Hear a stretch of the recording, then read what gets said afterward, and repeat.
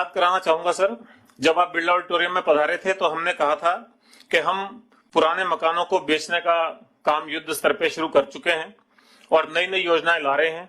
और उस समय एक विश्व रिकॉर्ड भी बन गया था जब हमने केवल 35 दिनों में 1010 मकान बेच करके 162 करोड़ रुपए लिया था। वो शुरुआती दौर था, तो वो वर्ल्ड रिकॉर्ड की भी आपको भेंट की गई थी उनकी तरफ से, वर्ल्ड बुक ऑफ रिकॉर्ड्स की ओर से। हम आगे बढ़ते गए सर, तो मैं एक हल्का सा स्लाइड्स के माध्यम से आपको ये दिखाना चाहता हूं सर। उस दिन आप आए थे तो आपके ध्यान है, आपने अपने भाषण में जिक्र किया था, हमने 700 करोड़ रुपए का राजस्व अर्जित कर लिया था उस दिन तक सर। वो बात है 24 फरवरी की सर। फरवरी से लेकर के मार्च होते ही लॉकडाउन हो गया सर। लॉकडाउन होने से मार्च, अप्रैल, मई लगभग पूरा डिफंक्ट रहा सर, क्योंकि आम जनता सब बंद थी। उसके बावजूद हमने मई के बाद जैसे ही लॉकडाउन खुला, अनलॉकडाउन शुरू हुआ, उसको एक तरह से चुनौती के रूप में कहिए या अवसर के रूप में कहिए, हमने उसका इस्तेमाल किया और हमने बहुत ज्यादा प्रगति इस पिछले 2-3 महीने के टाइम में और कर ली। आपको ध्यान होगा सर, उस वक्त 700 करोड़ रुपए का कुल राजस्व हुआ था। मैं एक बार आपको ये अर्ज करना चाहता हूं, जो अधिशेष मकान थे, जो आंकड़ा आपके ध्यान में रहता है सर कि 20,000 मकान लगभग बिना बिके हुए बाकी हैं, मुझे बताते हुए खुशी है सर कि लगभग 5,760 आवास, इसको आप 6,000 भी मान सकते हैं क्योंकि अभी बुधवार 2 दिन बाद आया और हमारे 200 मकान और बिक जाएंगे सर। तो 6,000 मकान लगभग हमने 1,000 करोड़ रुपए के रेवेन्यू के बेच दिए हैं सर पिछले 9 महीने में, जो कि पिछले 15 साल से 20,000 मकान नहीं बिके थे।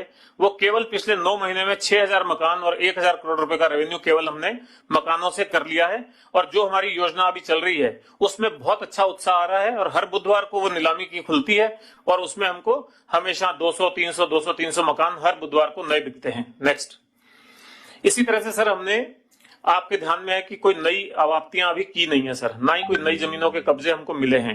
यही मंडल की पुरानी 20-20, 25-25 साल से एक्वायर्ड लैंड्स में कोने कोने में जहां छूटे हुए भूखंड पड़े हुए थे, उनको हमने चिन्हित करने का काम किया सर।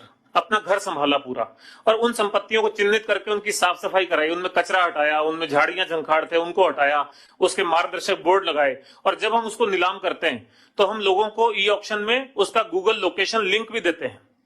और हमने हर योजना के बीच में अपने नोडल अधिकारी लगा दिए हैं, वहां पे हेल्प डेस्क सेंटर लगा दिए हैं। लोग ऑक्शन से पहले वहां जाते हैं, हमारे आदमी से संपर्क करते हैं, मौका देख के आते हैं, गूगल लिंक खोल लेते हैं खुद ही वेबसाइट से, फोन पे, और उसके गूगल लोकेशन पे पहुंच के उसको देख के आते हैं और फिर उसको खरीद करते हैं। मैं आपको सर एक बात बताना चाहता हूं, 2 दिन पहले जो हमारी ई ऑक्शन चल रहा था उसमें हमारी 14 संपत्तियां थी। तो रात को 1:37 पे हमारा ऑक्शन क्लोज हुआ। ई ऑक्शन में एक प्रक्रिया रहती है कि यदि शाम को 6 बजे बंद होने का समय है, 6 बजे से 5 मिनट पहले अगर किसी ने बिड लगा दी तो वो 5 मिनट ऑटोमेटिकली और टाइम खिसक जाता है, ताकि उस बड़ी बिड को देख के कोई और आदमी लगाना चाहे। फिर उस 5 मिनट में अगर किसी ने बिड लगा दी तो फिर वो 5 मिनट और खिसक जाता है। तो हम रात को 1:37 पे उस 14 संपत्ति का क्लोज किया और 16 करोड़ रुपए में हमने वो 14 संपत्तियां बेची।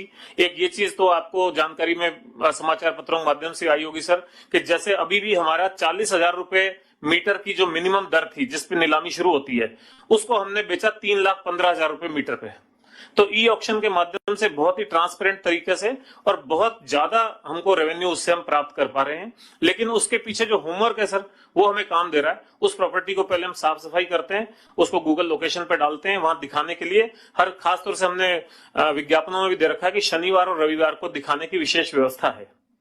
तो शनिवार रविवार को हमारे यहाँ भीड़ आती है, खासतौर पे कोरोना अनलॉकडाउन के बाद में वर्ल्ड सिटी के बहुत परिवार। आवासन मंडल का गठन किया गया। 1970 में मोहनलाल सुखाड़िया सरकार की पहल पर 24 फरवरी को राजस्थान आवासन मंडल की स्थापना हुई और श्री द्वारकादास पुरोहित इसके प्रथम अध्यक्ष नियुक्त हुए।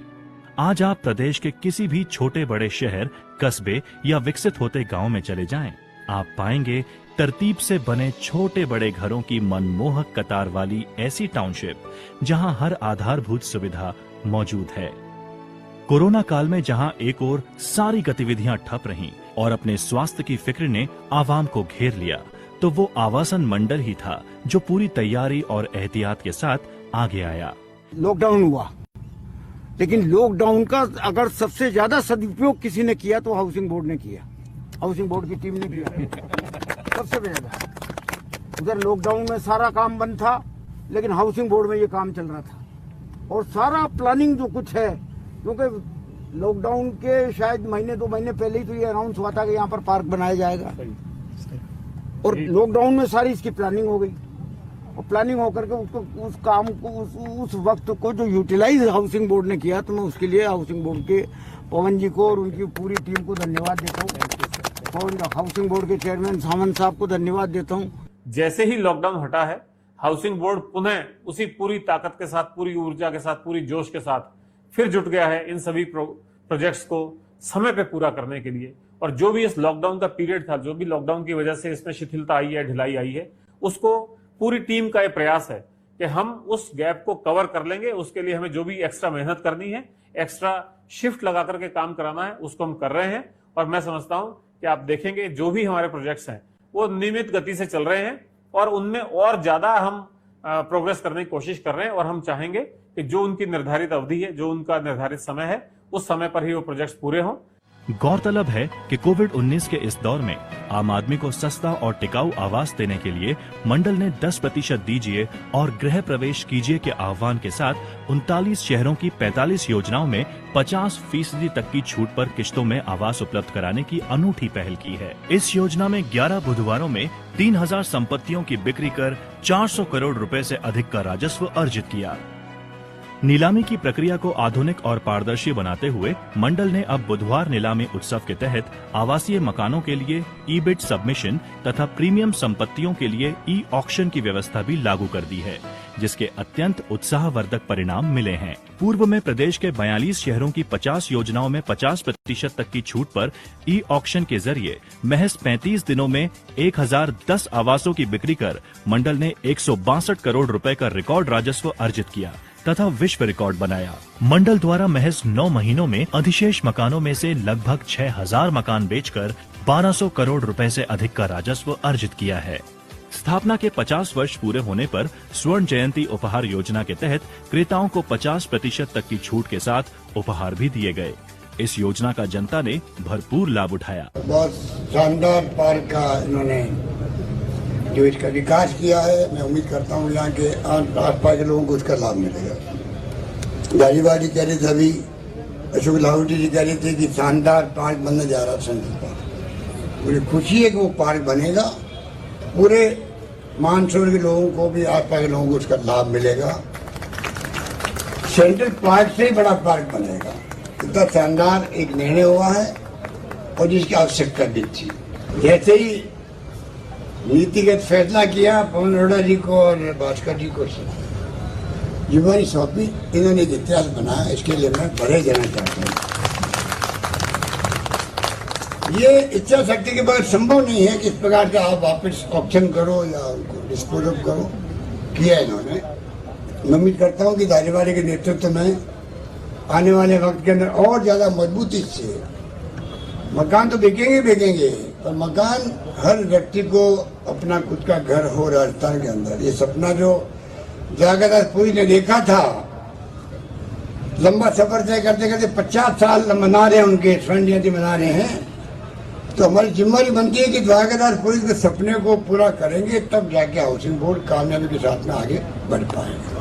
अब राज्य की गहलोत सरकार के निर्देश पर जयपुर के मानसरोवर में वीटी रोड और अरावली मार्ग के बीच 42.42 एकड़ जमीन पर प्रदेश का सबसे बड़ा सिटी पार्क बनाया जा रहा है। इसका 75% एरिया ग्रीन होगा और यहाँ walkway, jogging track, parking, botanical garden और चिल्ड्रन प्ले एरिया सहित कई सुविधाएं होंगी। यहीं 40,000 वर्ग मीटर क्षेत्र में फाउंटेन स्क्वायर भी बनाया जा रहा है, जहां म्यूजिकल फाउंटेन एवं लेजर फाउंटेन होगा। हर हिस्से में म्यूजिक सिस्टम, फूड कोर्ट तो होंगे ही। एक हिस्से में 211 फुट ऊंचे पोल पर तिरंगा लहराया जाएगा, जो सबसे ऊंचा होगा। प्रतापनगर के सेक्टर 16 में 65,000 वर्ग मीटर जमीन में जल्द ही प्रदेश का पहला कोचिंग हब विकसित किया जाएगा।